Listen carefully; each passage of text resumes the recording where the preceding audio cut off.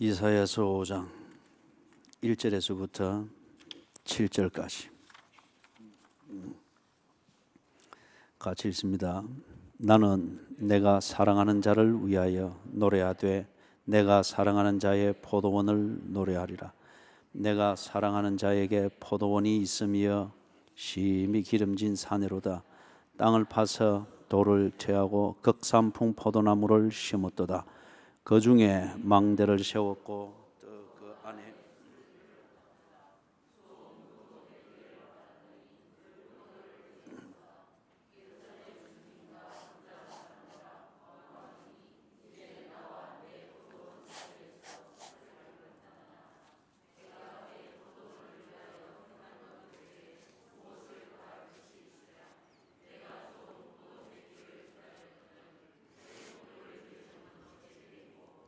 이제 내가 내 포도원에 어떻게 행할지를 너희에게 이르리라.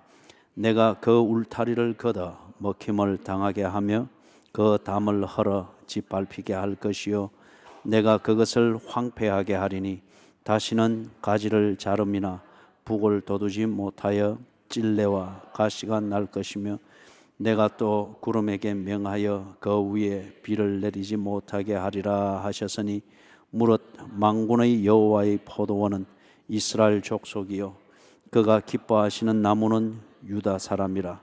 그들에게 정의를 바라셨더니 도리어 포악이요 그들에게 공의를 바라셨더니 도리어 부르짖음이었도다. 아멘. 극상품 포도나무를 심었다. 지금 비유로 이야기를 하는 겁니다. 하나님께서 자기 백성들을 구하시고 다듬으시고, 그래서 하나님이 각자에게 주신 그 목적을 따라서 살 수 있도록 또 그렇게 인도하셨단 말이에요. 그걸 극상품 포도나무로 심었다, 그렇게 비유를 했습니다. 그런데 이 이스라엘 안에서 정말 하나님의 백성답지 못한 이런 일들이 갈수록 많아지고, 사람도 그렇게 굳어버리고 사고방식도 그렇게 굳어버리고, 무엇보다도 하나님과 교제하는 그들의 신앙, 그 다음에 그 신앙에 따라서 생활하는 삶이 그렇게 굳어버렸습니다. 오도되어 버린 거예요. 이 아이들이 어릴 때 이 뼈가 잔 뼈가 하나 탁 탈골이 되어도 그 아이들은 막 자지러지듯 울다가도 좀 있으면 거기에서 아물어 버리잖아요. 그러니까 이걸 어머니가 그때 못 보면은 자라면서 뼈가 크면서 이게 잔뼈가 탈골된 게 나중에 또 곰배팔처럼 되잖아요. 굽어진 게 그렇게 굳어버리잖아요. 이 이스라엘이 그렇게 돼버렸습니다. 신앙 생활하는 것도 그렇고, 성경을 읽는 것도 그렇고, 기도하는 것도 그렇고, 하나님과 교제한다는 것도 그렇고, 다 지방식이 생겨버린 겁니다. 지방식이 생겨버려가지고 지가 쓰고 있는 그 안경의 색깔대로 보는 거죠. 그리고 그걸 언제나 옳다고 믿고 고집을 그리 한다 보니까 이게 꼭 굳어버린 뼈가 기형이 돼서 이렇게 곰배팔이 되듯이 반듯한 하나님의 자녀로 그렇게 하나님이 구해내서 살도록 했는데, 그런 식으로 되다 보니까 꼭 들포도처럼 돼버렸다는 거죠. 쓸모없게 돼버렸습니다. 그래서 하나님이 진노하셨어요. 참 답답하기도 하고. 그래서 3절에서 나와 내 포도원 사이에서 사리를 판단해라. 이게 공평하냐 하는 겁니다. 자꾸 내보고 뭐 심판한다 뭐 한다라고 하는데, 그래 이스라엘 자손들아 너희들 스스로 봐라. 일이 됐고 일이 됐다. 이게 돼서 내가 분통이 터지는 것, 이게 틀렸느냐? 그 다음에 그것에 대해서 내가 극상품 포도를 심었으니 극상품을 찾고자 하는 것, 그게 틀렸느냐? 사리를 판단해보라는 거죠. 그러면서 하나님께서 뭘 할 것인가 계산할 것을 이야기합니다. 공평한 기준을 가지고 만드는 계산이 뭔가 4절에 보니 내가 좋은 포도 맺기를 기다렸거늘 덜 포도를 맺으면 어찌 됨인고? 당연히 따져 물을 수 있는 것이죠. 그래서 이제 내가 내 포도원에 어떻게 행할지를 너희에게 이르리라 라고 하면서 이야기하는데 구구절절 참 배신당한 하나님의 그 심정, 그리고 더 이상 소망이 없어 보이고 참 무가치하게 보이는 그 이스라엘에 대하여서 어떻게 할 것인가, 구구절절 그렇게 표현을 하고 있습니다. 그냥 제가 읽어볼 테니까 들어보십시오. 너희에게 이르리라. 5절 내가 그 울타리를 걷어 먹힘을 당하게 하며 그 담을 헐어 짓밟히게 할 것이요 내가 그것을 황폐하게 하리니 다시는 가지를 자름이나 북을 돋우지 못하여 찔레와 가시가 날 것이며 내가 또 구름에게 명하여 그 위에 비를 내리지 못하게 하리라 하셨으니 무릇 만군의 여호와의 포도원은 이스라엘 족속이요 그가 기뻐하시는 나무는 유다 사람이라. 그들에게 정의를 바라셨더니 도리어 포악이요 그들에게 공의를 바라셨더니 도리어 부르짖음이었도다. 2년 전인가요? 그때 배추 파동이 난 게 2년 전이었습니까? 그 너무 엉망이 되고 가격이 안 맞으니까 그때 풍작은 됐는데, 그래서 대관령의 그 어느 그 큰 밭에서는 뭐 농부가 이걸 걷지도 않고 그냥 다 갈아 엎어 버렸다 하죠. 양파 파동 난 것도 우리가 또 알죠.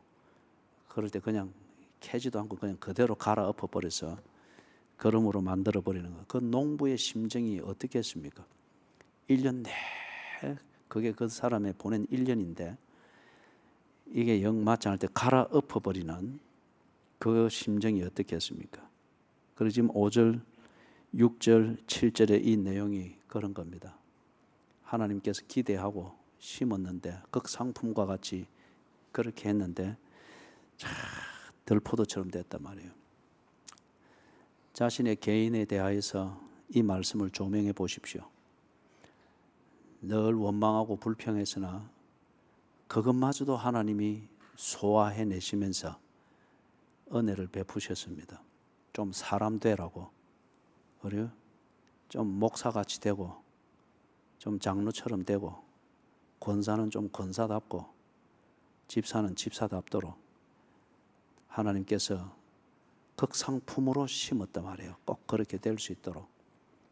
그런데 그 은혜를 가지고서 좀 이 표현이 과할지는 모르겠습니다만은 참 더럽게 사는 거예요. 참 더럽게 사는 거예요. 차라리 목사가 아니었다면 그렇게 더럽게 보이지 아니할 건데 목사이기 때문에 그 꼬락서니가 더 더럽게 보이는 거예요. 차라리 교인이 아니었다면 그렇게 볼성사납지 아니할 건데 교인이니까 그 사는 모습이나 인격이나 성품이나 처신하는 게 참 덜 포도 같단 말이에요. 그렇기 때문에 그런 덜 포도가 자라는 자리면은 극상품 포도를 키우는 그런 식의 포도원으로 가꾸고 정성을 들일 필요가 없다는 거죠. 찔레와 가시는 그냥 두어도 찔레와 가시는 자라는 거죠. 그렇게 갈아 엎어버리겠다. 개인을 돌아보고 자기 자신을 돌아보고 그리고 가정을 돌아보십시오. 자, 일어나십시오. 언제나 조는 사람이 졸고 그러면 돼요. 거기 좀 가정도 그래 돌아보십시오. 하나님께서 절대 초라하고 비참하고 구질하게 살아야 될 그렇게 하라고 가정 준 게 아닌 게 분명합니다. 가난하냐 부하냐 이거는 상대적인 겁니다. 자기 사는 삶의 목적에 맞고 내 삶의 가치를 실현하는 것에 맞으면은 누가 나를 가난하다 할지라도 나는 그것에 대해서 개의치 않습니다. 누가 나를 부하다 할지라도 그것 가지고 뭐 어시되고 포옹 잡아서 절대 그럴 사람이 아니에요. 가난하다 부하다 그거는 상대적인 평가고 대개의 사람들은 그 상대적 평가에 그냥 빨려 들어가 버리게 되죠. 그래서 그 소리 들으면서 나는 늘 가난한 자처럼, 그래서 그 의식이 가난뱅이가 되어버리죠. 이거는 부끄러운 겁니다. 가정도 돌아보십시오. 가정에 정말 예수 믿는 사람다운 그런 내용이 있는 가정인지, 아니면 그 가정이 찔레나 가시를 키우는 것에 다를 바 없는, 사람이 모여서 살고 자식을 양육하는 자리가 아니라 자식을 사육하는 자리가 되는, 이게 오늘 현대 사회의 모습이 많습니다. 그냥 밥 먹고 욕구를 채우고 어떤 그런 거. 그럴 때 하나님께서 시편 127편에 있는 것처럼 여호와께서 집을 세우고 여호와께서 성을 지키지 아니하시면 집 짓는 자의 수고가 헛되고 지키는 자의 그런 수고도 경성함이 헛되다고 했죠. 여호와께서 세우지 않는 집, 그건 분명히 여기 있는 것처럼 여호와께서 실망한 그런 가정일 겁니다. 여호와께서 실망한 가정. 다 집안에 뭐 집사도 있고 몇 대째 뭘 교회를 다니고 예수를 믿는다는 것도 있으나 그 울타리를 가지고서 그 안에서 찔레와 가시와 같은 것이 만들어지고 있다. 하나님이 대단히 실망하시고 갈아 엎어버리고 싶은 그런 가정인 거예요. 3대 4대 내려가는 게 수치스러운 겁니다. 그렇죠? 살펴야 됩니다. 왜 하나님이 우리에게 극상품을 주지 않습니까? 내 자식이 왜 이렇습니까? 왜 가정의 형편이 늘 이래서 그래 먹고 살려고 하니 다 신앙생활도 못합니다. 왜 이리 됩니까? 원망을 멈추고 내 가정을 보면서 하나님이 지금 뭘 느끼는가를 돌아봐야 됩니다. 그죠? 돌아봐야 됩니다. 법도 사람 개인이든지 가정이든지 이 사회의 법도 그 가정이 이 사회에 합당하지 않으면 격리시켜버리죠. 그게 감옥입니다. 하나님께서 소유권과 주권을 가지신 문제에 대해서 당신의 주권과 소유권을 행하신다 하게 될 때 그건 공평한 겁니다. 문제는 그 주권과 소유권을 행하는 것이 왜 내게냐, 내 가정에냐, 그렇게 원망하고 자조 섞인 불만을 할 게 아니고 들여다봐야 됩니다. 극상품을 심었는데, 그죠? 지금 무엇이 자라고 있는지. 교회도 그렇게 들여다봐야 됩니다. 교회도, 그죠? 하나님께서 그 마음에 품으시는 것, 찔레와 가시를 어떻게 품을 수가 있겠어요? 찔레와 가시는 분명합니다. 자기 정체성도 분명하고 존재감도 분명합니다. 그러나 찔레와 가시는 지뿐입니다. 찔레가 가시가 있는 것에는 모든 것이 황폐화됩니다. 하나님도 찔레와 가시는 마음에 품을 수가 없으십니다. 교회에 대해서 찬찬히 살펴볼 수 있는 게 겸손입니다. 그리고 이 말씀을 들으면서 교회에서 내가 하고 있는 것이 찔레가 아니고 가시가 아닌가 돌아볼 수 있는 것이 참된 교인입니다. 베베와 같은 집사, 에바브로디도와 같은 집사, 그죠? 연초가 되고 연말이 되면 저는 꼭 이것을 생각을 합니다. 국가도 역시 마찬가지고요. 이 나라에 복음이 들어온 때로부터 해서 지금까지 134년이 지나가는데, 그래서 2만여 명의 선교사를 보내서 뭐 이렇게 한다 저렇게 한다, 그것을 가지고 자랑할 만한 때는 다 지나갔습니다. 다 지나갔습니다. 선교사들의 순교한 소식과 순교하여 들어온 선교사의 시체를 담은 관이 들어오는 것 한 번도 없습니다. 우리는 선교사의 안전을 위해서 기도합니다. 그리고 안전해야 합니다. 그러나 정말 목적에 집중할 때, 목적에 집중할 때 그런 고비를 당하지 않을 수가 있겠어요? 자, 그래서 이 하나님이 이 심정을 가지고 하나님께서 공의를 행하시려고 합니다. 공평한 처사로서 행하시려고 하면서 이렇게 분통을 터뜨리는 것은 한편 뭘 말하는 거죠? 회복의 기회를 주는 겁니다. 네가 이만큼 심각하다. 네 가정이 이만큼 심각하다. 네 섬기는 교회가 이만큼 심각하다. 네 국가가 이만큼 심각하다. 갈아엎어버리고 싶고 갈아엎을 것이다. 이 말은 뭐예요? 다른 말로 말하면 회복의 기회다. 지금이 마지막 회복의 기회다. 서둘러라. 그러지 않으면 망한다. 예? 지금 그겁니다. 하나님이 우리에게 복음을 주시는 그 아주 강렬한 하나님의 그 선포죠. 회복을 서두르라. 그러자면 망한다.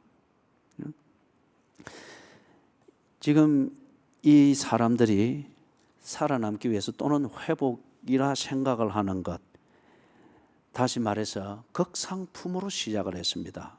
이 극상품의 자원과 극상품의 재주와 극상품을 만드는 이 관계,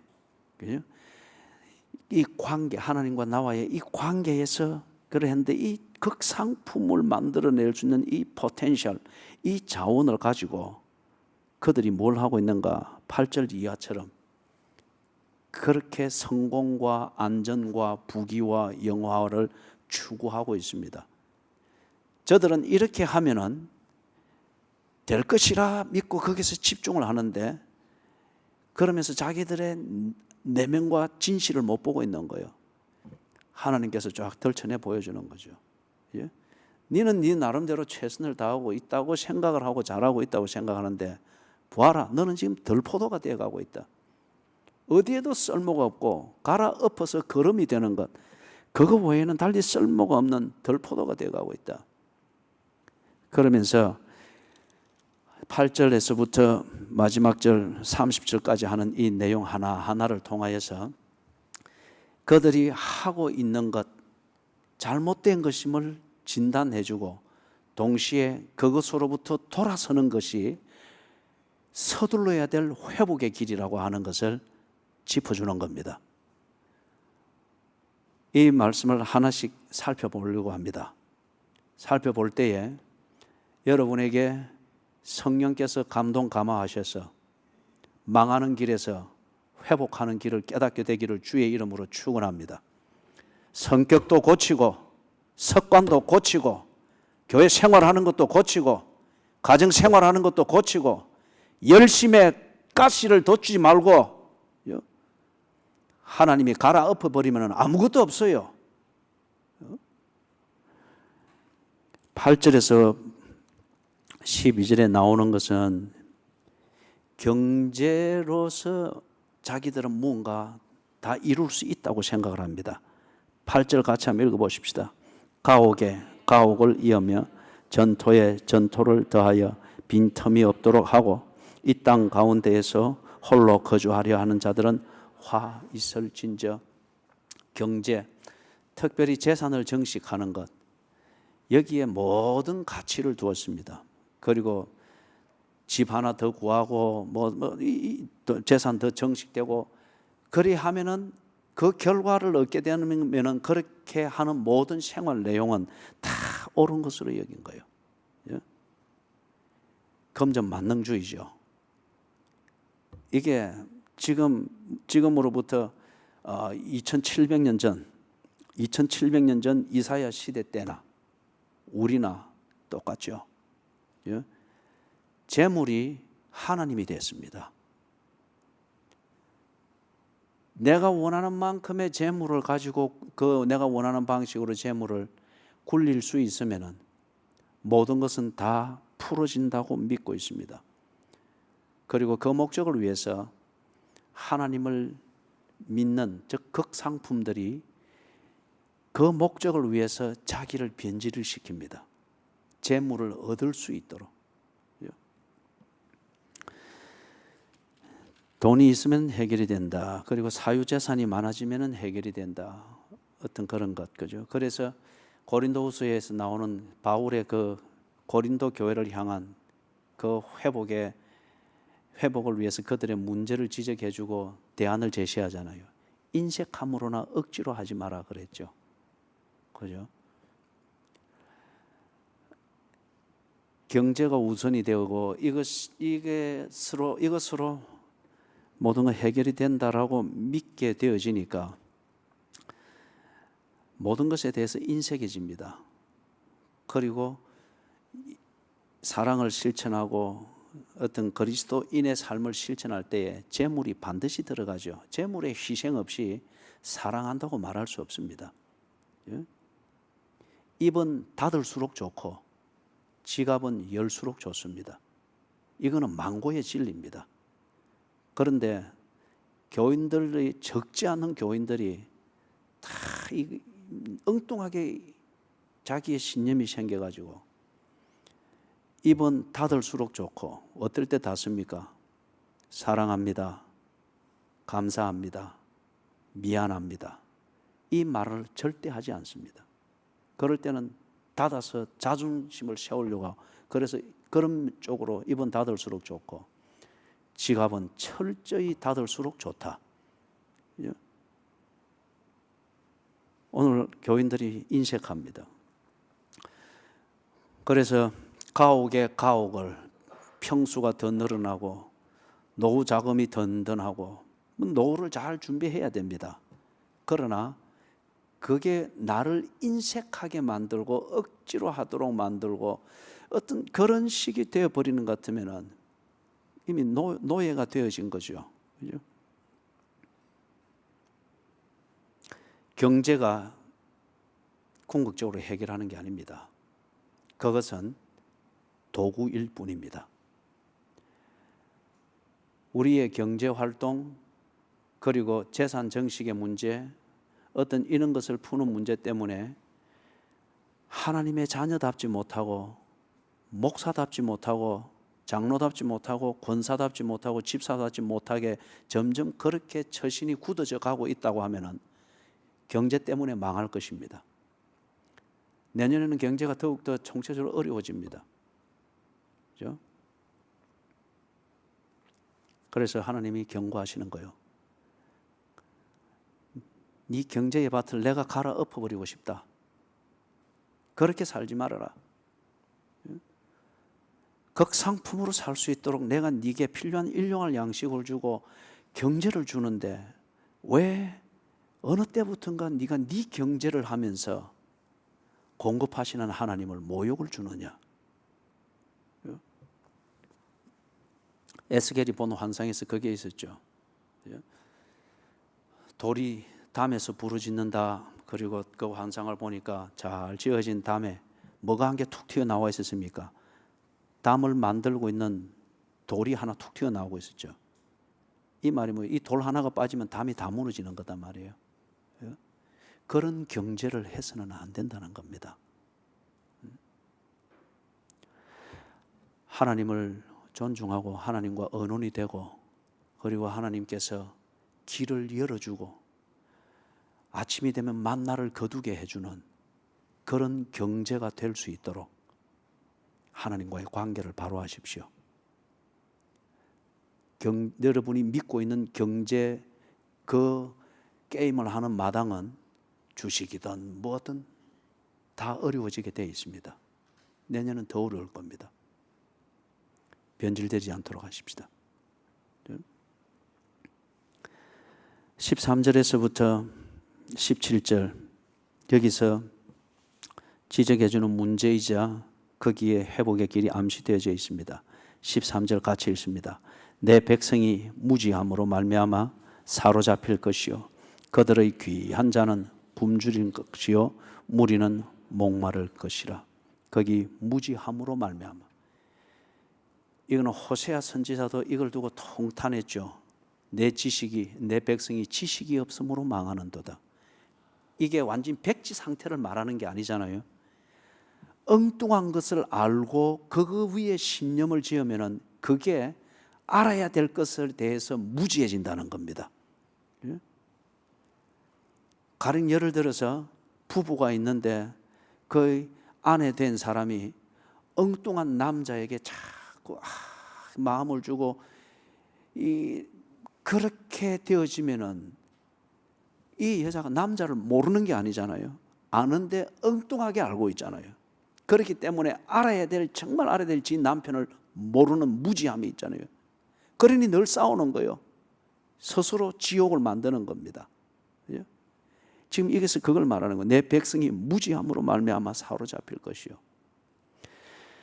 왜 하나님을 잊어버리도록 만드는 그런 지식에 탐닉하게 될까요? 하나님의 말씀이 참 어리석게 여겨지고 시대에 뒤진다고 하는 이런 것으로 치부해 버리게 되는 그런 식의 지식과 그런 식의 어떤 환경에 자꾸 탐닉을 하게 될까요? 그러니 알아야 될 것을 모르고 처신해야 될 길을 무시하고 잊어버리게 만드는 이런 것에 탐닉이 되어지니까 궁극적으로 무지해지는 겁니다. 사람이 해야 될 도리를 모르는 것, 그게 무지한 거잖아요. 여러분, 포털이든지 이런 데서 아주 치졸한 악플을 다는 그 사람들이 초등학생들도 많지만은 거기에 탁월한 교수들도 있습니다. 많은 사람들이 지성인들이에요. 그죠? 거기서 아주 상스러운 표현과 아주 사람의 뼈구를 뽑아내는 것 같은 그 어떤 그 치졸한 논리를 가지고서 그 악플을 달아내서 읽는 당사자가 정말 무너질 수밖에 없도록 만드는 그런 글을 만드는 게 상아탑에서는 화려한 논리로 말하나 엄밀한 자리에서는 그 재주를 가지고 그런 것을 만드는 악플러가 되는 거예요. 많은 지식을 가져서나 사람이 처신해야 될 그 근본 도리를 모르니 그는 무지한 사람입니다. 하나님의 백성이 알아야 될 게 있습니다. 그런데 이것이 무식하게 여겨지는 어떤 다른 것에 탐닉을 하다 보니까 자기가 망하는 줄도 모르고 그것에 올인을 하는 이 무지한 백성이 됐단 말이에요. 오늘 오전에 우리가 보았던 말씀 중에 거기에 있었죠. 자기를 지혜롭다고 여기고 슬기롭다고 여기는 자들에게는 뭐가 닫혀졌다고 했습니까? 감추어졌다고 했습니까? 하나님의 계시의 절정이고 실체인 예수 그리스도를 아는 지식이 닫혀버렸다는 거예요.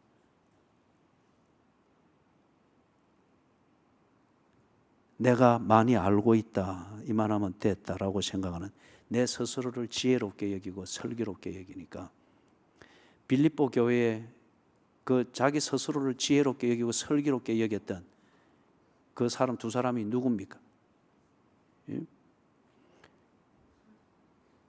유두초밥하고 순두부, 잘 외우라고 그래 놨잖아요. 유오디게와 순두게. 영향력도 있고 많이 합니다. 그래서 그 빌립보 교회 여성들이 두 편으로 딱 나누어졌죠. 그죠?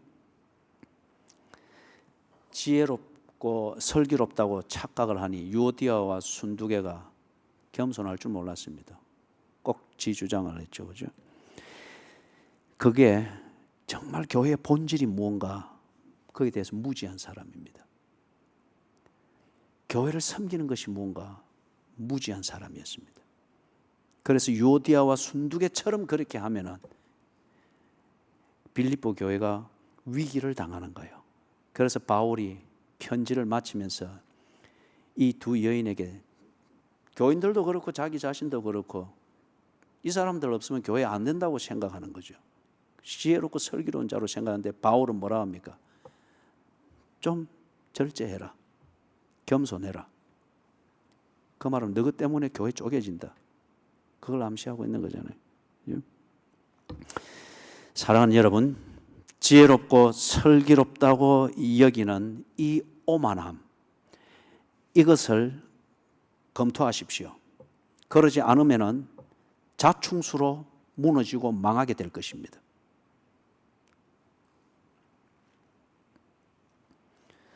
왜 이런 성향이 강해질까요? 내가 늘 자주 강조하는 말이죠. 자기 중심성입니다. 자기 중심성은 신앙이 아닙니다.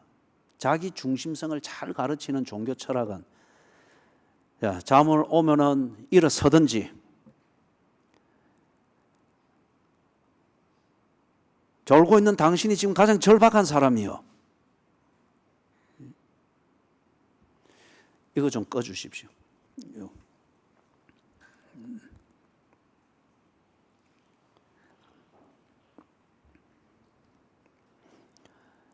자기 중심성, 이걸 가장 가치 있게 여기도록 만들고 이것과 관련된 생활을 아주 잘 가르치는 종교 철학이 뭔가 하면은 불교 철학입니다.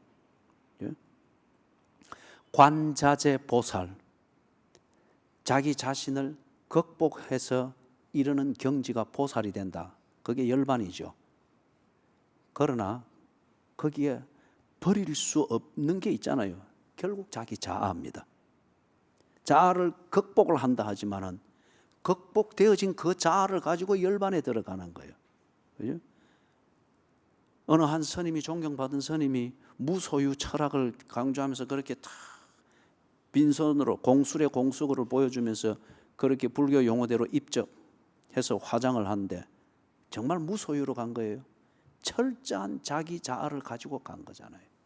그죠? 인간의 본성입니다. 인간이 하나님과의 관계에서 거듭나지 않으면 결국에는 하나님을 빗대어 자기 자아 중심이 딱 되게 되어 있습니다. 우리가 오전에도 봤지만은 이 교회를 뒤집어 놓고 짝퉁 예수를 만들고 짝퉁 하나님, 짝퉁 복음을 만드는 사람들이 누구였어요? 순두개와 유오디아와 같은 사람이었잖아요. 예? 그들이 하나님을 얼마나 잘 말했어요. 그러나 그들의 중심에는 자아였습니다. 자아. 불교는 보살이 되는 자아라고 말을 하나 기독교에서는 그 자아 중심이 된 것은 거듭나지 못했기 때문이거나, 거듭난 사람이 그러면은 바울이 말하는 것처럼 옛 사람을 여전히 잊고 사는 거예요. 예? 이 자아 중심이라는 증거가 뭐지요? 지독한 개인주의, 지독한 이기주의, 지독한 자기 중심. 조그마한 상함에도 못 견디는 거예요. 자기 계산이 조금만 틀어져도 이거 못 견디는 거예요. 이게 자아 중심이라는 이 분명한 증거입니다. 이게 당신을 망하게 할 겁니다. 이게 당신의 가정을 찔레와 가시가 은근킨 황폐화시키는 거예요. 이게 딱 되면은 절대 하나님을 순종하지 못합니다. 거래와 협상을 할 뿐입니다. 그렇기 때문에 망하는 겁니다. 회복을 서두르십시오. 우리가 우리의 자아를 붙들고 있어서 이룬 게 뭐가 있습니까? 내 자아 중심 이기주의, 개인주의를 해서 얻은 게 뭐가 있죠? 가족은 다 흩어지고, 형제 간에는 다 경쟁자가 되고, 부모 자식 간에도 다 결국은 자기 것 챙기는 게 되고, 교회는 교회에서도 역시 마찬가지네요. 자아 중심적인 열심, 그게 교회의 화목을 이루었습니까? 아니잖아요. 이걸 버려야 됩니다. 이걸 버리면은 회복이 됩니다. 이걸 버리면은 찔레와 가시에 의해서 나누어진 관계가 드디어 극상품 포도가 되기 위해서 재배 가능한 그러한 관계로 다시 화합이 되어지게 됩니다. 자아 중심 때문에 망합니다. 지혜롭고 슬기롭다고 생각하고 있는 당신의 그 오만 때문에 망하게 되는 거예요. 하나님이 이 재난으로부터 회복을 위하여 서두르라고 합니다. 18절에서부터 23절에서 지적을 하고 있는 겁니다. 18절 같이 읽어볼까요? 거짓으로 끈을 삼아 죄악을 끌며 술의 줄로 함같이 죄악을 끄는 자는 화 있을진저. 이거는 누구나 다 인정을 합니다. 그죠? 그런데 문제는 뭐냐? 내가 하고 있는 게 거짓이 아니라는 거죠. 내가 하고 있는 게 죄악이 아니라고 그렇게 억지를 부리는 겁니다. 내가 하는 것은 다 옳은 것이라는 거죠.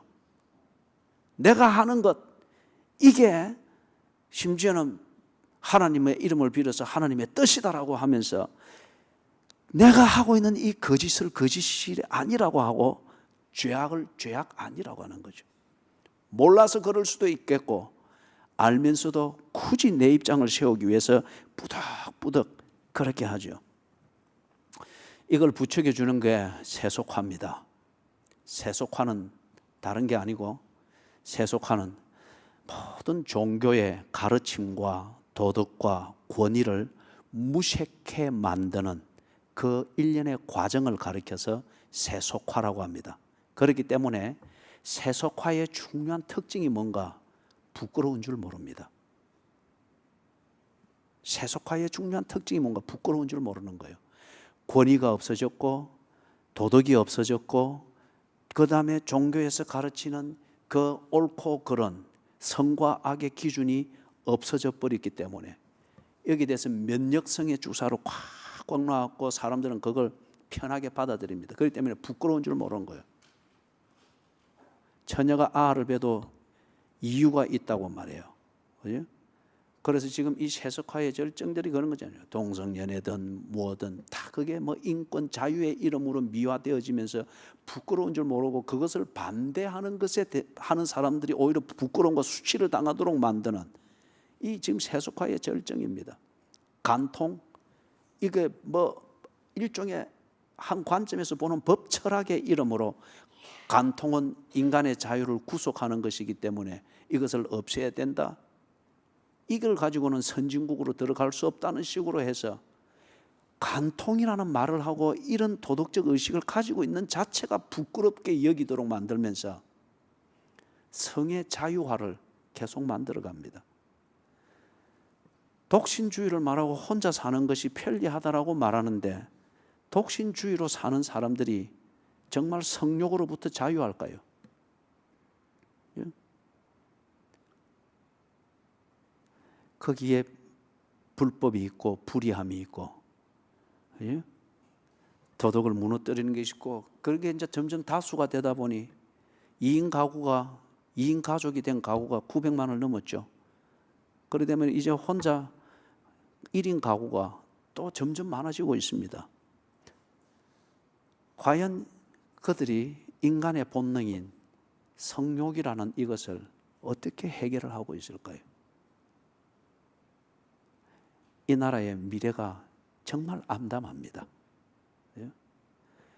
한편 그것을 모든 매스미디어든지 대학이든지 심지어는 법 쪽의 안에서도 어떤 그런 이념을 가진 자든지 이런 새로운 철학적 관점을 가지고 이론을 세워서 그런 것이 부끄러운 것이 아니라고 하는 이론적 근거를 제거하고 실험을 제공하고 문화를 만들면서 분위기를 조성을 해가니 이제는 그런 것이 부끄럽지 않습니다. 오히려 그렇지 못하는 것을 부끄럽게 여기는 이상한 사회가 됐습니다. 이게 세속화입니다. 기독교적 관점에서 말하면 성경의 권위와 이 성경이 우리에게 가르치는 사람의 도리, 이렇게 사는 자체가 인권을 유린하는 것이고 자유를 제한하는 것이고 그런 것을 주장하는 자체가 부끄러운 것이다 라고 하여서 그것으로부터 이탈해 나가는 이게 당당한 자기 선언이며 그리고 이거는 결코 부끄러운 것이 아니다 라고 하면서 자신감을 오히려 부추겨 주는 것, 이런 분위기가 고착되어 가는 게 세속화예요. 그러다 보니까 교인들이 거짓말을 여사로 합니다. 이 교인들이 교회 일을 하고 봉사를 하고 뭘 이래 할 때 보면은 거짓말이 습관처럼 되어 있는 그런 교인들이 있어요. 그죠?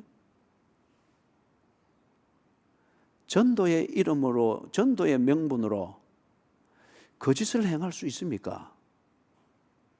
그렇게 만들어진 소위 전도 때문에 교회 안에 거짓과 어떤 진정이 구분이 되지를 않습니다.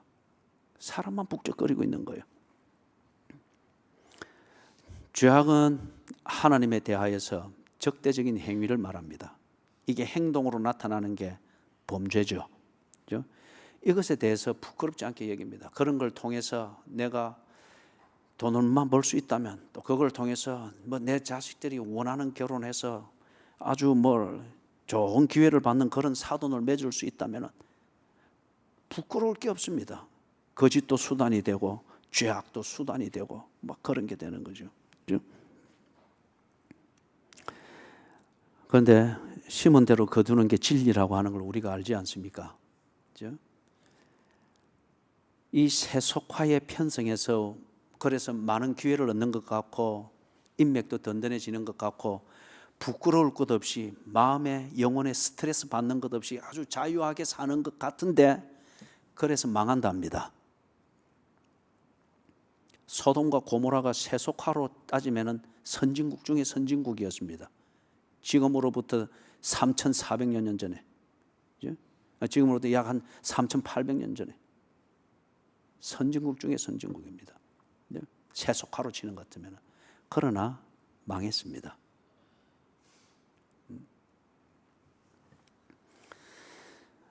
지금 내가 즐겁게 살고 부끄러울 것 없이 산다. 그러나 참 보면은 잠오고 답답하지만은 성경에 비추고 십계명에 비추면은 다 그것에 어긋난 짓을 내가 하고 있다고 하면은 세속화의 편성에서 마음은 편하고 양심에 끓일 것은 없지만은 이미 당신의 양심은 죽었기 때문에 그렇습니다. 없지만은 성경에 비춰보고 계명에 비춰볼 때 내가 다 엉뚱한 짓 하고 있다. 간음하지 말라.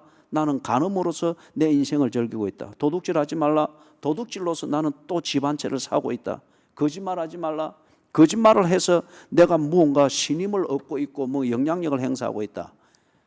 다 그리 사는 것이고 이래서 뭔가 내가 결과가 있으니까 내 마음은 편하고 있다.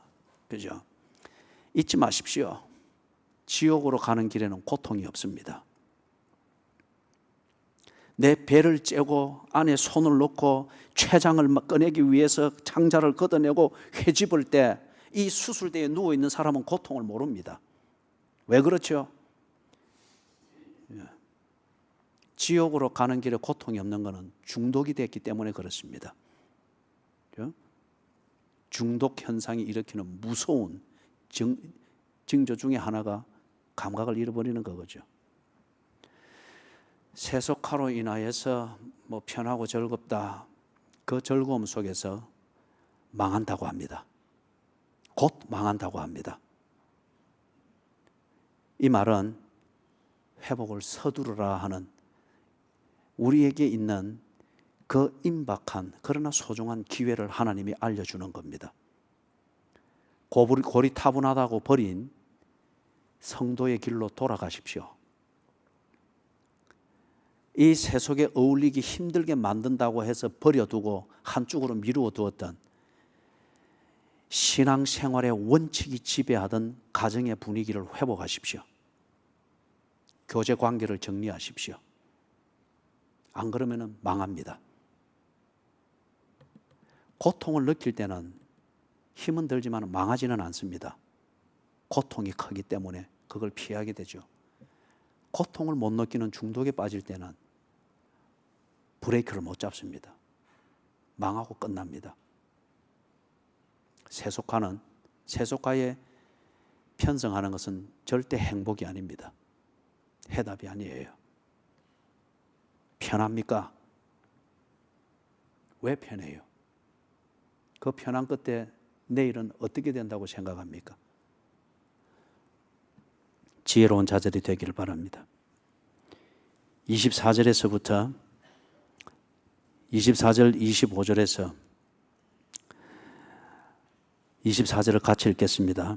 이로 말미암아 불꽃이 거루터기를 삼킴이 마른 풀이 불 속에 떨어짐 같이 그들의 뿌리가 썩겠고 꽃이 티끌처럼 날리리니 그들이 만군의 여호와의 율법을 버리며 이스라엘의 거룩하신 이의 말씀을 멸시하였습니다. 절정이죠. 기독교 신앙만 딱 버리면은 할 게 너무너무 많은 세상입니다. 이게 다원주의라고 하는 겁니다. 다원주의. 여기도 할 수 있고 저렇게도 할 수 있고 이렇게도 할 수 있고 온 산 360도가 다 길인데 거기 어디로 가든 정상에서 만나는데 왜 이 길만이 길이라고 하느냐? 그걸 주장하는 기독교만 딱 버리면은 하고 싶은 대로 할 수 있습니다. 원하는 대로 할 수 있습니다. 예? 폼 잡아가면서 할 수 있습니다. 그리고 그것을 동조해주고 함께 해주는 사람도 엄청나게 많습니다. 기독교 신앙만 딱 버리고 지조만 꺾고 절개만 딱 꺾어버리면은. 예? 그런데 이스라엘이 지금 그리 살고 있습니다. 그래서 극상품에서 또 극상품을 낳는 이런 기하급수적 정식이 됐느냐? 아닙니다. 덜포도가 되어버렸습니다. 그리고 갈아엎어버리는 것 외에는 달리 대책이 없는 그런 포도원, 황폐화되어진 포도원이 되어버렸다고 합니다. 그죠? 다원주의가 오늘 이 사회에 만들고 다원주의에 자기도 모르게 넘어간 가장이 그렇게 리더십을 발휘하는 가정이 그렇게 황폐화되어져 버리는 것. 우선은 편한데 기독교 신앙만 딱 빼버리면 나머지 359도의 선택이 있잖아요. 그래서 너무 편하고 기회도 많고 너무 자유로운 것 같은데, 그런데 잊지 마십시오. 최선의 선택이 두 가지가 있을 때 이미 그것은 최악입니다. 최선은 언제나 하나여야 됩니다. 그게 길입니다. 그런데 최선의 길이 두 가지 이상으로 보일 때 당신은 이미 지금 위기 앞에 선 겁니다. 이게 다원주의가 오늘 이 현대 사회에 제공해 준 재난입니다. 사랑하는 여러분, 기독교인의 양심을 버려서 재미가 있습니까? 그런데 그 재미있는 시간 뒤에는 뭐가 찾아옵니까?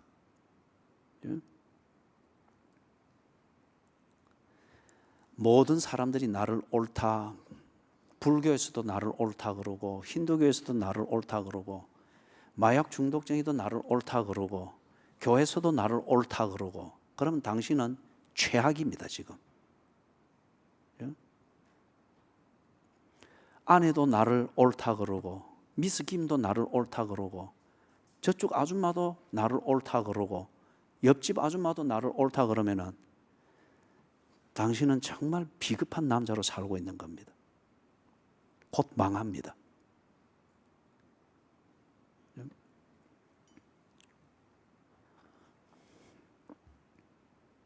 거기에 복음이 숨어 있습니다. 길은 하나여야 합니다. 하나님의 율법으로 돌아가십시오. 간음하지 말라 한 율법을 지키기 위하여 간음을 즐기고 있는 것을 버리고 당장 오늘 절교를 선언하고 돌아가십시오. 그래야 삽니다. 하나님의 율법을 버리도록 만들었던, 그래서 지금 뭔가에 허우적거리고 있는 경제든 뭐든지 간에 그러면은 그것을 정리하십시오. 기독교인의 양심과 법으로 돌아가십시오. 그러면은 회복이 될 것입니다. 회복을 서두르십시오. 그러지 않으면 망합니다. 26절에서부터 마지막 26절 같이 읽습니다. 그가 기치를 세우시고 먼 나라를 불러 땅끝에서부터 자기에게로 오게 하실 것이라. 전쟁이 일어납니다. 그 다음에 30절을 같이 읽습니다. 그 날에 그들이 바다 물결 소리같이 백성을 향하여 부르짖으리니 사람이 그 땅을 바라보면 흑암과 고난이 있고 빛은 구름에 가려서 어두우리라. 이 이스라엘이 나름대로 경제에 힘쓰고 국방에 힘쓰고 외교에 힘쓰고 그 다음에 안에 내치에 힘쓰면서 안전을 추구하고 행복을 만든다 뭐 어떤 이런 의미에서 예술에 힘쓰고 공동체를 하나 되게 한다 해서 공감할 수 있는 문화를 다양하게 만들기 위해서 가나안, 아람, 요단, 모압 온갖 문화들을 다 혼합을 해서 누구나 다 즐거이 할 수 있도록 이래 만들어서 뭔가 행복을 만들고 강국의 어떤 이걸 만들고 개인적으로는 행복하고 가정적으로는 뭔가 그렇게 만드느라고 했는데 앞에서 우리가 봤던 대로 그렇게 한 게 다 여호와의 율법을 버리면서 그렇게 했습니다. 기독교인의 절개를 꺾으면서 그렇게 했습니다. 보니까 여호와 신앙 요거 하나만 딱 버리니까 359개의 길이 생기는 거예요. 여호와의 신앙이라는 이 1도만을 딱 버리고 여기에 눈을 감아버리니까 359도의 길이 열리는 거예요. 그걸 붙잡고 경제에 힘쓰고 외교를 만들어가고 문화를 만들어가고 뭘 만들어가고 재미가 있는 것 같은데 하나님이 울고 계십니다. 그리고 하나님이 계산을 하고 계십니다. 사리를 따져보아라. 내가 이렇게 하는 것이 틀렸느냐? 갈아엎어야 된다. 그들이 지금 그렇게 하는 것, 그것은 멸망을 불러들이고 있는데 우리가 이스라엘 역사를 보아서 알겠지만 지금 이사야가 주전 700년경에 이 예언을 하고 난 뒤에 1세기 바로 이것을 예언을 하고 난 뒤에 아수르에 의해서 북쪽이 통째로 망해버리죠. 그 이후에 약 150년 지나면서 남쪽 유다가 그대로 망해버립니다. 이게 뭘 말하는 거죠? 그들이 그게 최선이라고 하여서 기독교적 사고방식과 여호와 신앙을 딱 버리니까 모든 게 편합니다. 그렇게 쫙 했는데 이게 스스로 전쟁을 불러들였습니다. 그리고 전쟁 앞에서 그들은 오합지졸이 되어 있습니다. 사치와 화려한 것과 향락과 편리한 것에 그렇게 사는 방식에 중독이 되어버린 거예요. 그리고 그렇게 살다 보니까 여호와의 신앙이라는 1도를 딱 빼보니까 359도의 선택이 생기니까 고민 없이도 뭐든지 할 수가 있는 거예요. 이러니 위기가 닥쳐도 고민을 할 줄 모릅니다. 도망갈 준비만 하는 거예요. 지 살 길만 생각하는 거예요. 부부가 조금 하면 다퉜다고 해서 보따리 쌀 준비부터 하는 이 세대의 모습과 같다는 거예요. 고난의 의미를 전혀 모르고 고난을 통해서 삶을 단단하게 만들어가는 이 철학과 진리를 전혀 모르는 거예요. 전쟁을 불러들였습니다. 그리고 전쟁이 일어났을 때 그들은 다 오합지졸이었습니다. 전쟁 중에도 향락을 즐기려고 했던 거예요. 전쟁 중에도 사치를 하려고, 그렇죠? 남편들이 군복무를 하지 못하고 지 사치할 돈 벌어오라고 하는 거예요. 이걸 미가 선지자와 아모스 선지자가 통탄하면서 말했지 않습니까? 집안에서 사치를 즐기고 있는 그 주부들의 모습, 그게 행복이고 힘이라. 그래서 지 남편들은 자기의 사치의 욕구를 채워주는 돈벌이의 수단으로 생각을 하고 그것을 위해서 아내라는 이름으로 한 남자에게 웃음을 팔고 비위를 맞춰주면서 지 사치의 욕구를 즐기고 있는 그 지경을 아모스 선지자와 미가 선지자가 통탄하며 말했지 않습니까? 이게 오늘 이 시대지 않아요. 그죠? 그래서 전쟁을 불러들이는데 스스로 그리 불러들인 거예요. 30절에 보니까 대책이 없는 거예요. 그죠? 대책이 다 오합지졸이 되어 있고 고난의 의미를 모르니까. 사랑하는 여러분, 정리를 합니다. 우리가 26절에서부터 30절에 보는 것처럼 내가 지금 당하는 재난이나 고난은 내가 심은 겁니다. 심은 대로 거두는 겁니다. 앞에서 우리가 한 5가지 정도를 보았지요. 내가 심었기 때문에 무엇을 심었느냐, 그것이 오늘 내가 당하고 있는 내 현실입니다. 내일 내가 재난을 당하고 고난을 당하게 되는 것 같으면 오늘 내가 하나님이 지금 이렇게 경고하고 하고 있는 이것을 내가 지금 심어왔다는 겁니다. 사랑하는 여러분, 이것을 고치지 않으면은, 지금 내가 심고 있는 이것을 고치지 않으면은 내일 재난은 피할 수가 없습니다. 내일 고난은 피할 수가 없습니다. 지금 내가 심고 있는 이것을 고치지 않으면은 내일 망하는 것은 피할 수가 없습니다. 하나님의 은혜를 오도하지 마십시다. 오늘 내가 심는 것은 내일 당할 재난, 고난, 이것을 심었는데, 재난과 고난이 여기 지금 26절에서부터 37절처럼 내가 불러들인 재난이 몰려오고 그게 현장이 됐을 때 하나님 도와주세요, 나를 살려주세요. 그때 하나님이 또 적극적으로 봐서 덜컥 도와주고, 그게 성경이 아닙니다. 하나님은 가르칩니다. 심은 대로 거두는 것을 가르칩니다.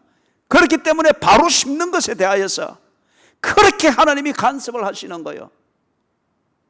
더럽게 심고, 그래서 더러운 것을 만나게 돼서 하나님 살려주세요, 그렇게 할 때에 가르칩니다.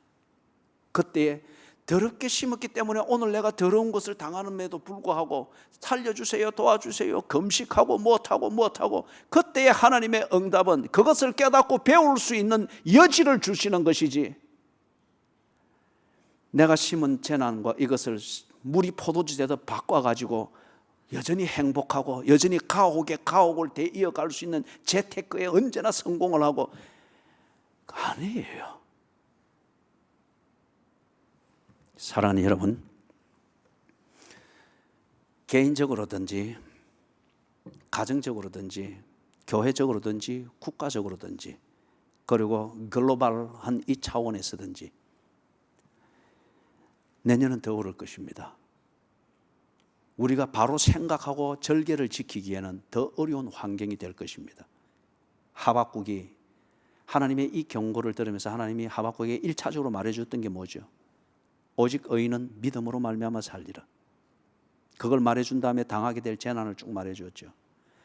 오늘 이 이사야서를 통해서 허줍잖은 찌라시 뉴스를 보고 하면서 이런저런 말장난을 하면서 뭐 이래야 되는다, 내용도 없는 이 얘기하면서 세월을 낭비하면서 재난은 현실이 되는 때에 황급해하지 말고, 지금 하나님이 분명히 우리에게 제시를 해주시는 것, 오늘 내가 심고 있는 것, 전쟁을 불러들일 수밖에 없고 재난을 불러들일 수밖에 없는 그것을 오늘 내가 심고 있다고 하면은 너는 내일 망하게 될 것이다.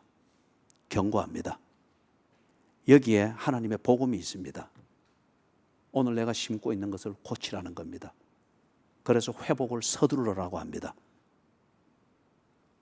하나님이 당신을 극상품으로 심었습니다. 당신의 가정을 극상품으로 심었습니다. 이 교회를 하나님 마음에 품을 만한 교회로 심었습니다. 이 나라 134년의 이 복음의 역사를 지나가면서 극상품으로 심었습니다. 그래서 선교사 2만여 명을 보낼 정도로 하나님이 우리에게 은혜를 주시고 돌보셨다는 그 분명한 증거잖아요. 그럼에도 불구하고 오늘은 우리에게 말씀합니다. 너희들은 망할 것이라고 합니다. 왜 그렇습니까, 하나님? 내가 극상품인데 네가 지금 망할 것을 심고 있느니라. 그것을 고쳐라. 그러면은 회복이 될 것이다. 이것을 명령하고 있습니다. 서둘러야 합니다. 서두르지 않으면 망합니다. 그래서 오늘 보았던 이 이사야서 5장을 다시금 차근차근 읽으면서 그 단락단락들에 짚었던 그것을 거꾸로 뒤집으면은 그게 내가 지금 실천해야 될 회복의 길이 보일 겁니다. 그대로 하십시오. 그대로 하십시오. 그래서 우리가 내년에는 우리의 교제 속에 장송극이 없도록 하십시다. 장송극이 없도록, 그를 위하여 애가를 부르며 슬피 우는 이런 교제가 없도록 하십시다. 다 같이 자리에 일어나셔서 우리 오늘 찬양대에서 불렀던 그 제목이 뭐였죠?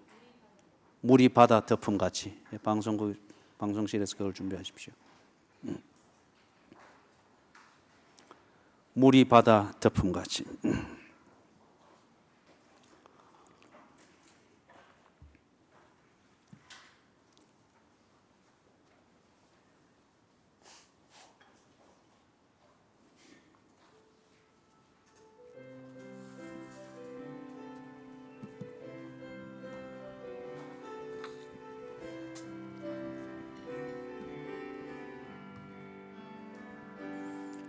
세상 모든 민족이 구원을 얻기까지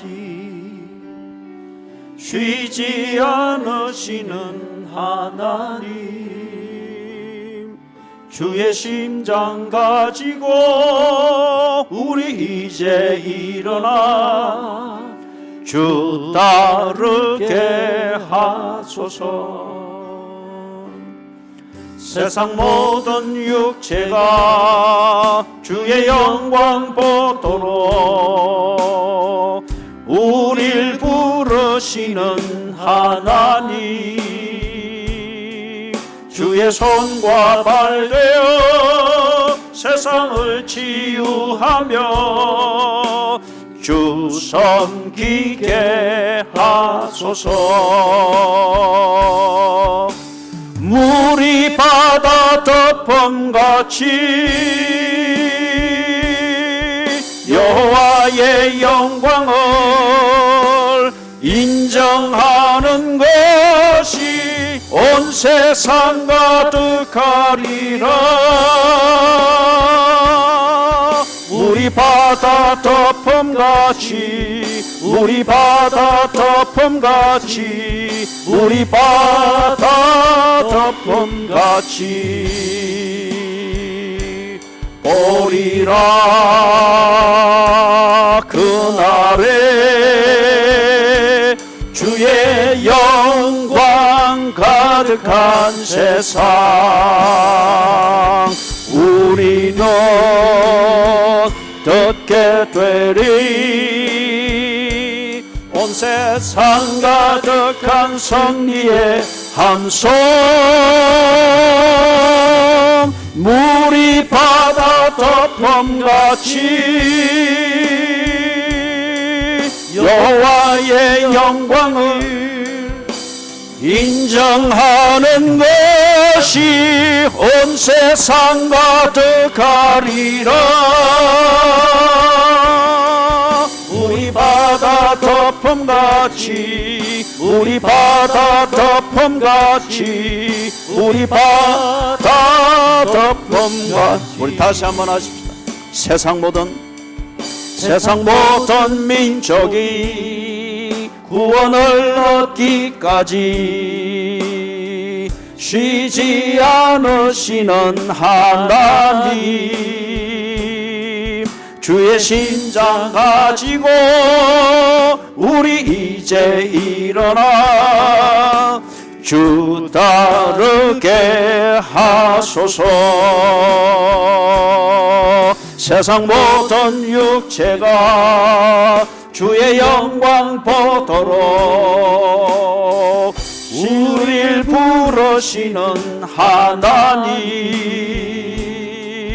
주의 손과 발 되어 세상을 치유하며 주 섬기게 하소서. 물이 바다 덮음같이 여호와의 영광을 인정하는 것이 온 세상 가득하리라. 물이 바다 덮음같이, 물이 바다 덮음같이, 물이 바다 덮음같이 오리라. 그날에 주의 영광 가득한 세상 우리는 듣게 되리. 온 세상 가득한 승리의 함성, 물이 바다 덮음같이 여호와의 영광을 인정하는 것이 온 세상 가득하리라. 물이 바다 덮음같이, 물이 바다 덮음같이, 물이 바다 덮음같이.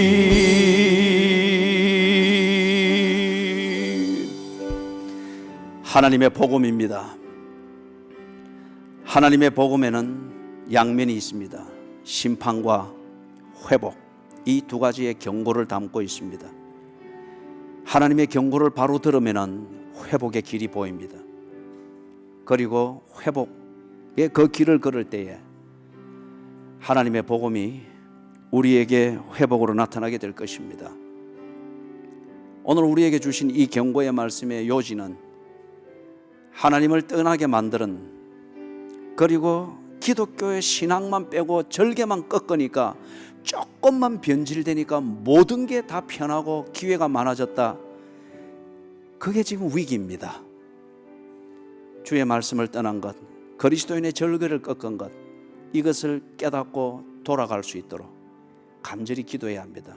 어쩌면 이 나라가 전쟁을 불러들이고 있는지를 모르겠습니다. 이 면에서 교회가 깨어서 교인의 의무를 다해야 합니다. 우리가 불러들인 전쟁일 것 같으면 감당해낼 수가 없을 겁니다.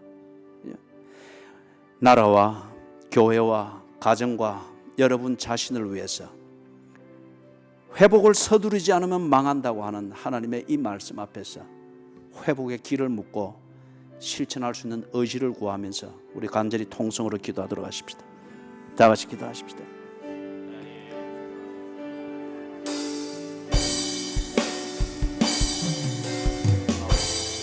하나님,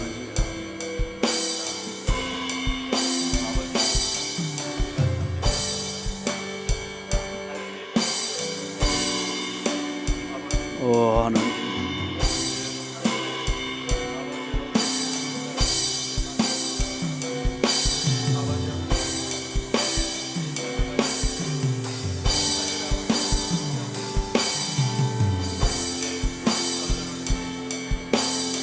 주여, 주여,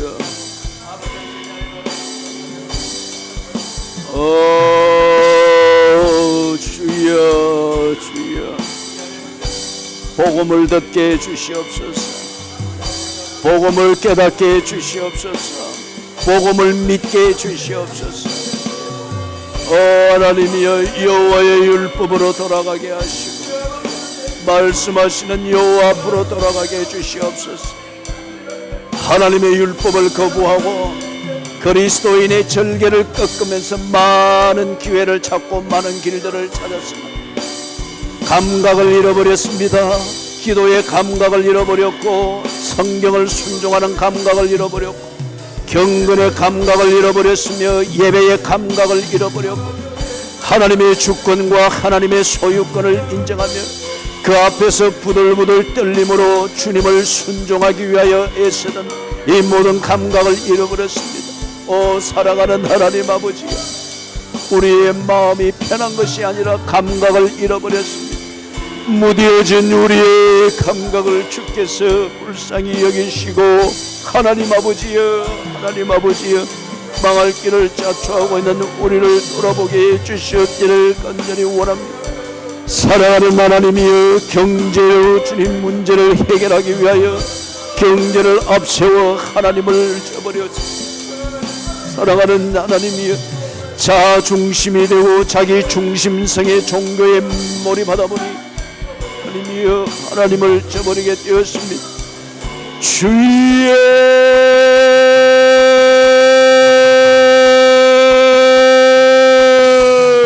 주여,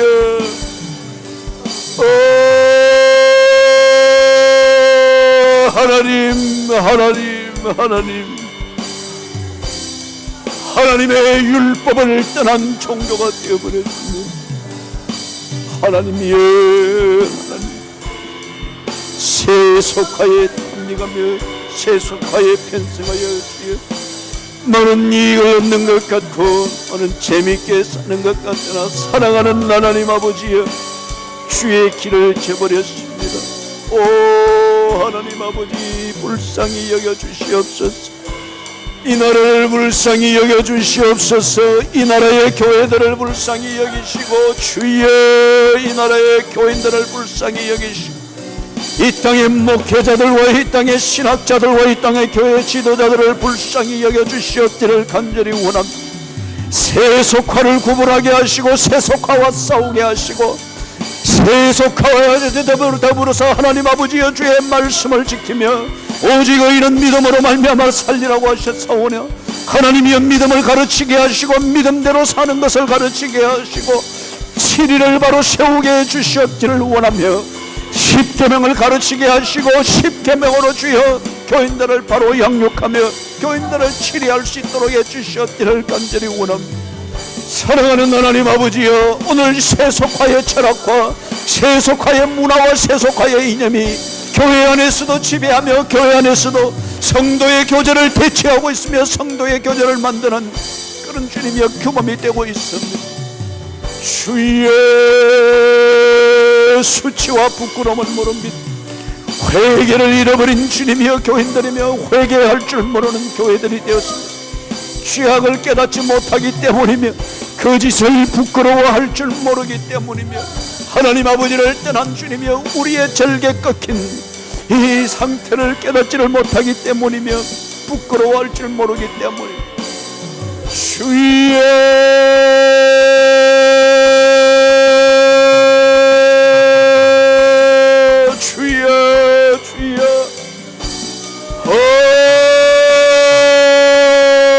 하나님이여 뉘우침과 회개를 잃어버린 이 땅의 교회들을 불쌍히 여기시고 회복을 서두르지 아니하면 망할 것이라 말씀하시는 하나님의 말씀 앞에서 하나님이여 우리의 거짓됨과 우리의 죄악됨을 대하여 수치와 부끄러움을 깨닫지를 못합니다. 회개할 줄 모르는 우리를 주여 불쌍히 여겨주시옵기를 원하오니 사랑하는 하나님 아버지여 회개할 심령을 주시옵소서. 뉘우침을 주시옵소서. 거짓을 부끄러워할 줄 알게 해주시고 신앙의 절개를 꺾는 것을 하나님 길도 없이 방황하고 유령하는 것, 저 원수가 조롱하게 되는 것을 생각하며 부끄러운 것을 알게 해주시고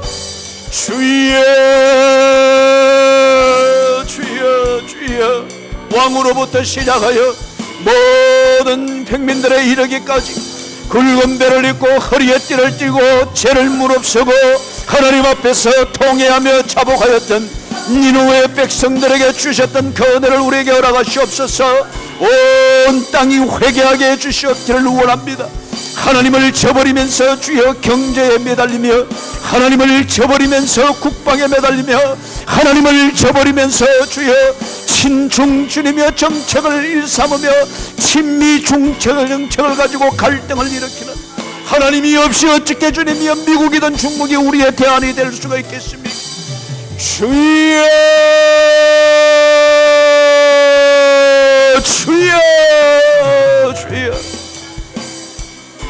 어리석은 백성 되지 않도록 해주시옵기를 원합니다.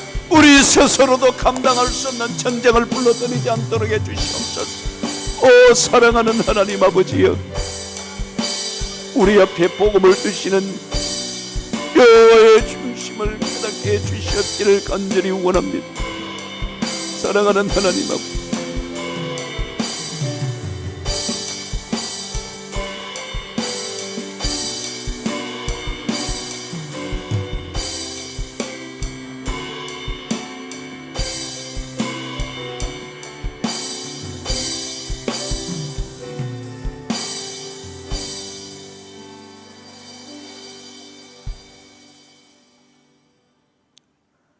주여, 주의 말씀을 들을 수 있는 착한 마음 주시옵소서. 그리고 하나님의 말씀을 순종하는 부들부들 떨림으로 주의 말씀을 받들며 그 말씀대로 순종하기 위하여 옥에도 죽는 데에도 굶주림에도 동굴의 갇힘도 마다하지 아니하였던 그 신앙의 절개를 회복하게 해 주시옵소서. 오직 의인은 믿음으로 말미암아 살리라고 하셨나이다. 그러나 하나님, 믿음을 포기하고 나니 너무도 재미있고 할 게 많고 선택이 너무도 많습니다. 거기에 중독되어 버렸습니다. 주여, 망한다고 우리 귀에 대고 말씀을 할지라도 이게 들리지 아니할 정도로 우리는 이 세속화에 취해버렸고 우리가 만든 지혜와 설기에 하나님 중독이 되어버렸습니다. 하나님, 망하는 길에서 우리를 돌이키기 위하여 회복을 말씀하시며 회복의 길을 알려주시는 주여, 우리 모두에게 진정 겸손함을 허락하셔서 말씀하시는 주님을 우러러보게 하시고 주께서 말씀하시는 것을 듣고 새길 수 있게 해 주시옵소서. 망하는 자 없도록 해 주시옵소서. 망하는 가정이 없도록 해 주시옵소서. 이 교회가 망하지 않도록 해 주시옵소서. 이 나라가 전쟁에 시달리지 않도록 해 주시옵소서. 하나님이여, 온 나라가 목사들로부터 시작하여 어린아이에 이르기까지 주의 말씀 앞에서 굵은 배를 입고 허리를 띠고 죄를 무릅쓰며 여호와를 우러러보며 꺾었던 신앙의 절개를 회복하고 그렇게 살았던 것이 수치스럽고 부끄러운 것임을 알고 주 앞에 통절히 자복하며 회개하는 이 은혜를 이 땅에 허락해 주시옵소서. 춤추고 노래하고 즐거이 부르짖는 울부짖고 하나님, 그런 노래 소리들이 다 장송곡으로 바뀌기 전에 주 앞에서 통회하며 자복하게 해주시고 회개의 눈물과 울부짖음으로 전쟁을 막게 하시고 망하는 것을 막게 해주시고 회복의 길을 얻게 해 주시옵소서. 주 예수 그리스도의 은혜와 우리 하나님 아버지의 무한하신 사랑과 성령님의 돌보시며 교통하시는 은혜가 경고 속에 복음을 담아 말씀하시는 하나님의 마음을 깨닫고 회복을 서두르지 아니하면 망하는 것을 깨닫고 망하는 그것을 오늘 내가 심고 있는 것을 인정하며 주께서 가르쳐 주시는 대로 회복의 길을 걸을 것을 다짐하면서 저들의 삶의 자리로 돌아가는 모든 양무리들 머리 위에 지금으로부터 언제나 함께 계실지어다. 아멘.